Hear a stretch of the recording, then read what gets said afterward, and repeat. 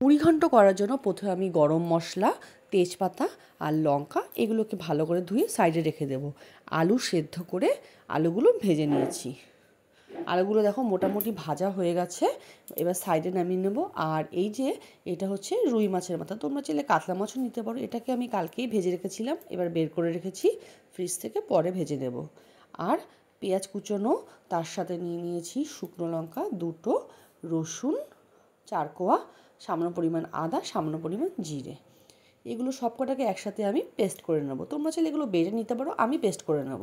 এবার কড়াইতে আমি সামান্য পরিমাণ তেল দেব, তেলের মধ্যে আমি দিয়ে ওই মাছের মাথাগুলো আরেকটু ভেজে নেব, যাতে আজকে একটু গরম হয় মাছের মাথাগুলো।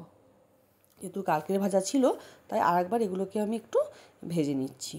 আর আমি যে তেজপাতা, শুকনো লঙ্কা এগুলো নিয়েছিলাম, তার সাথে লবঙ্গ, এলাচ ছিল, এবার জিরে নিয়ে জিরেটাকে ফোড়ন দিলাম, তার সাথে সাথে ওই গরম মশলা সাথে তেজপাতা আর শুকনো লঙ্কা এটাকেও ফোড়ন দিয়ে হালকা এগুলোকে ভেজে নেব।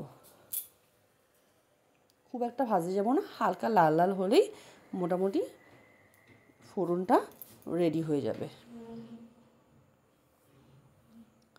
আর আমি পেঁয়াজ কুচিয়ে রেখেছিলাম, এবার এটা হয়ে গেলে এর মধ্যে আমি পেঁয়াজ কুচোনোটা দিয়ে দেবো। পেঁয়াজ কুচোনোটাকে ভেজে নেব। আর এই রান্নাটা করার জন্য গ্যাসের ফ্লেমটাকে তোমরা মিডিয়াম টু লোতে রাখবে, কারণ যদি বেশি বাড়িয়ে করো তাহলে জিনিসটা পুরো নষ্ট হয়ে যাবে।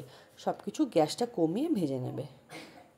দেখো আমার পেঁয়াজটা ভাজা একদম হয়ে গেছে। এবার আমি যে মশলাগুলো পেস্ট করেছি সেটাকে আমি এই যে ফোড়নের মধ্যে দিয়ে এবার মশলাটাকে আমি কষিয়ে নেব। এবার আমি কড়াইতে মশলাটা দিয়ে দিলাম। মশলাটা একটু কষানো হয়ে গেলে তার মধ্যে আমি নুন, হলুদ আর একটু চিনি দিতে হবে। আমি যে কোনো রান্নায় চিনি ইউজ করি, কারণ চিনি ইউজ না করলে আমার রান্নাতে আমি সেরকম স্বাদ পাই না। তোমরা কে কীরকম আমার মতো রান্নায় চিনি ইউজ করো।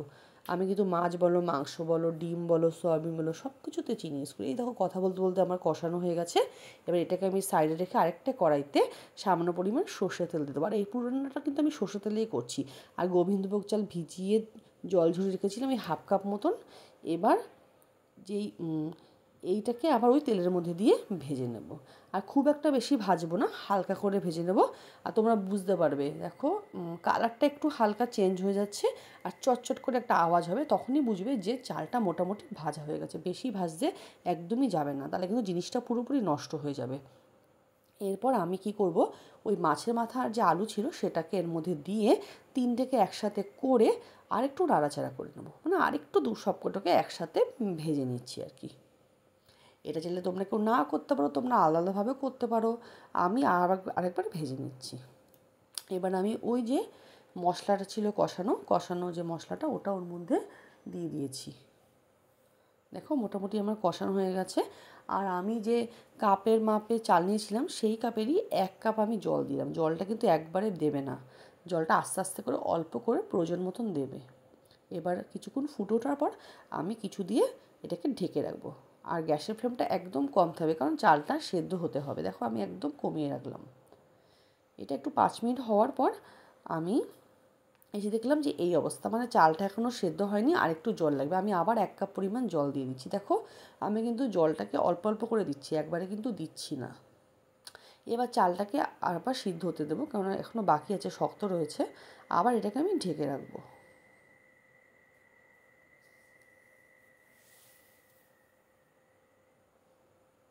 দেখো ঢেকে রাখার পর এই অবস্থা হয়েছে, মানে আর জল দরকার নেই, আর একটু হালকা জল আছে। এবার এর উপর দিয়ে আমি ঘি দিয়ে দেবো।